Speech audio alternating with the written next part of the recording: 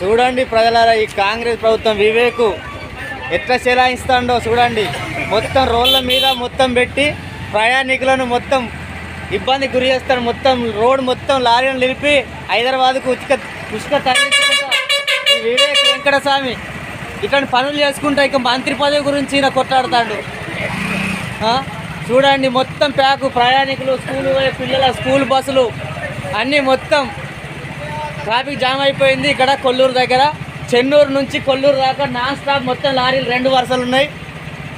ఈ వివేక్ వెంకటస్వామి మొత్తం ఉసుక అంతా మొత్తం ఉసుక దోపిడికి చేసుకుంటూ ఇంకా మంత్రి పదవులు కావాలి, నా కొడుకు కూడా మినిస్టర్ పదవి కావాలన్నట్టు మాట్లాడుకుంటూ మొత్తం లారీలన్నీ ప్యాక్ చేసి ఇబ్బందులకు గురి చేస్తున్నాడు.